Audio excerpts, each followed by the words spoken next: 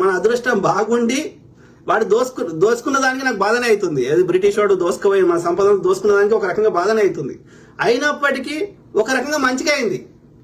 ఎందుకంటే ఆ బ్రిటిష్ వాడు గిట్ట ఇట రాకపోయి ఉంటే వాడేం మనకు కావాలని మంచిగా చేయలే, వాని అవసరానికి మనకు మంచిగా చేసిండు. ఏది ముఖ్యంగా ఈ బీసీ ఎస్సీ ఎస్టీలకు శూద్రులకి. లేకపోతే ఆ బ్రిటిష్ వాడు రాకముందు ఈ బ్రాహ్మణుడు ఎవరిని బతకనిచ్చిండు? ఎవరిని బతకనియలే. బీసీ ఎస్సీ ఎస్టీల బతుకులు అగమ్య గోచరం. ఆ బ్రిటిష్ వాడు వచ్చినాక వానికి ఎవడో ఒకటి సపోర్ట్ ఈ దేశంలో ఉంటేనే వాడు ఎల్లకాలం దోసుకోగలుగుతాడు, పరిపాలించుకోగలుగుతాడు. కాబట్టి మనకి చిన్న చిన్న ఫేవర్లు ఇవ్వడం స్టార్ట్ చేసిండు. ఏం ఫేవర్లు అంటే చట్టాలు తెచ్చిండు, ఈ మూఢాచారాలు ఆపేసిండు, సతీ సహగమనం తీసేసిండు, ఇట్లాంటివన్నీ చేయగలిగిండు. దానివల్ల ఏమైపోయింది, బీసీ ఎస్సీ ఎస్టీలు ఇవాళ శూద్రులను పిలవడుతున్న వాళ్ళు, బహుజనులను పిలవడుతున్న వాళ్ళు కొంత ఊపిరి పీల్చుకోగలిగినరు, చదువుకోగలిగినరు, ఓ మంచి బట్టగా కట్టుకోగలిగినరు, ఇంత తిండి తినగలిగినరు. లేకపోతే ఏముంది, ఈ యొక్క బ్రిటిష్ వాడు రాకముందు బ్రాహ్మణుల కాలంలో బ్రాహ్మణుడు పైన ఉంటాడు, రాజు వాడు వర్ణ వ్యవస్థలో ఆ శూద్రులు తప్ప మిగతా పర్సెంటేజ్ తక్కువ, ఒక 5-10%. బ్రాహ్మణుడు, వైశ్యుడు, క్షత్రియుడు, ఈ ముగ్గురి పర్సెంటేజ్ ఎంత? చాలా తక్కువ. 5% కూడా 5%, 10% కూడా 5%. మిగిలిన 90% వాడు ఈ శూద్రులు, అతిశూద్రులు లేనే శూద్రులే. ఓకే, దళితులని తర్వాత పెట్టారు కానీ శూద్రులే మిగతా వాళ్ళంతా. సో ఇవాళ చెప్తున్న బీసీ ఎస్సీ ఎస్టీలంతా వీళ్ళకి చదువుకునే హక్కు లేదు. ఓకే, చదువుకుంటే నాలుకలు కోసిర్రు. వాడు వేదం అనేది అదంతా చెత్త, అది త్రాష్. అలా నాలెడ్జ్ లేదు, మను లేదు, మశానం లేదు. ఓకే, అదంతా చెత్త. ఆ చెత్తని కూడా చదువుకుంటే నాలుకలు కోసిర్రు. ఆ చెత్తని వినొద్దని వీని చెవులో వాడు చెప్పేటోడు పుస్తకం రాయలే. ఓకే, ఎవడన్నా బై మిస్టేక్ ఇంటే వాని చెవులలో సీసం పోసిర్రు. అది మహాభారతం చదువుతూనే అర్థమవుతుంది. కర్ణునికి ఎందుకు వాని తోడలో ఇది చేసి వాని కర్ణుని నీకు ఇది చేయలేదు, అల్లెజ్జలేదు, అన్ని శాపాలు ఎందుకు ఇచ్చిన? వాడు ఏం పాపం చేసిండు కర్ణుడు? విద్య నేర్చుకోవడం పాపమా? ఏకలవ్యుడు ఏం పాపం చేసిండు? విద్య నేర్చుకోవడం పాపమా? వాడు నేర్ప అంటే కూడా వాడు సొంతంగా నేర్చుకున్నాడు, గురువు బొమ్మ పెట్టుకొని, వాడిని గురువు అని చెప్పి.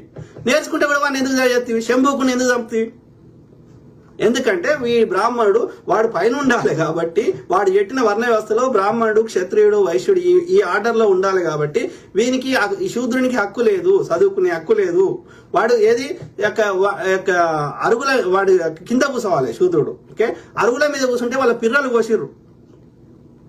నంగేలి, కేరళలో నంగేలి, వీడు ట్యాక్స్, వానికి అక్కడ కరువు క్షామం ఉందని చెప్పి ట్యాక్స్ ఏ రకంగానైనా ప్రజల ట్యాక్స్ తీసుకోవాలని, ట్యాక్స్ ఒకటే కాదు, ట్యాక్స్ తో పాటు వానికి కామం ఉంది. కాబట్టి ఏం చేసిండు, దళిత మహిళలకి ఏది అక్కడ పై వస్త్రం, ఈ చెస్ట్ కప్పుకోవద్దు, దాంతో పాటు ఎవరి ఎంత సైజు ఉంటే వాటికి అంత ట్యాక్స్ వేసాడు. వేస్తే అందులో ఒక ఆమె ట్యాక్స్ కట్టమంటే ఆమె కట్టమంటే ఆమె దగ్గర లేవు. నీ ట్యాక్స్ వద్దు, నీ మన్ను మశానం వద్దని ఆమె 2 బ్రెస్టులు కోసుకున్నది. ఆమెనే నంగేలి అనేది. అది కేరళలో ఎవడు పరిపాలించింది? వడయారు బ్రాహ్మణులు కేరళలో. ఎన్ని రకాలుగా అబ్యూజ్, ఎన్ని రకాల చట్టాలని బ్రిటిష్ వాడు రూపం ఆపిండో అర్థమైందా? ముస్సలోనికి చిన్న పిల్లనిచ్చి పెళ్లి చేస్తారు. కన్యాశుల్కం అదొక సినిమా వచ్చింది. గురజాడ అప్పారావు కొట్లాడి, గుజరాడ అప్పారావు ఏడికాయలు కొట్లాడిండు, ఆడ రాజా రామ్మోహన్ రాయ్ కొట్లాడిండు. ఇవన్నీ ఎట్లా సాధ్యమైనవి? ఆడ రాజా రామ్మోహన్ రావు ఎందుకు కొట్లాడిండు, ఈడ గుజరాడ అప్పారావు ఎందుకు కొట్లాడిండు?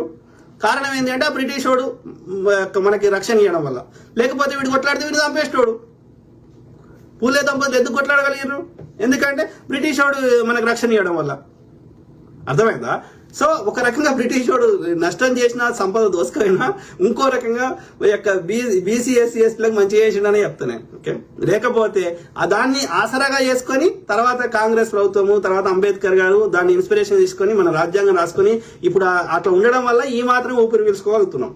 దాన్ని ఎప్పుడు ఎత్తేయాలి, ఎప్పుడు వెనకటి లెక్క ఆ బ్రిటిష్ వాడు రాకముందు ఎట్లుండే గట్ల బాపనలో రాజ్యం చేద్దామని వాడు శతవిధాల ప్రయత్నం చేస్తున్నాడు. మొన్న 400 ఇలా అన్ని రాష్ట్రాల్లో కాంగ్రెస్ ప్రభుత్వం, వేరే బీజేపీ ప్రభుత్వం తెచ్చి మళ్ళా మొత్తం అక్కడ 2/3 మెజారిటీ వచ్చే అన్ని రాష్ట్రాల్లో తీసుకొని, కేంద్రంలో తీసుకొని అక్కడ మళ్ళీ రాజ్యాంగాన్ని ఎత్తేద్దామని ఆలోచన ఉంది వానికి. ఆ మనువాదాన్ని ఇంప్లిమెంట్ చేద్దామని ఆలోచనతోటే అన్ని రాష్ట్రాల్లో ప్రభుత్వ కాంగ్రెస్ వాని ప్రతిపక్షాలు లేకుండా చేస్తున్నాడు.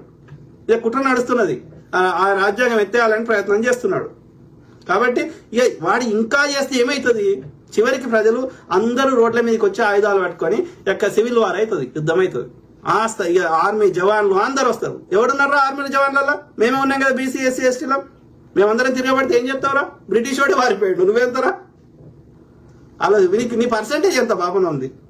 నడవై అట్లా నడవై ఆలోచించండి మిత్రులారా ప్లీజ్. ఓకే.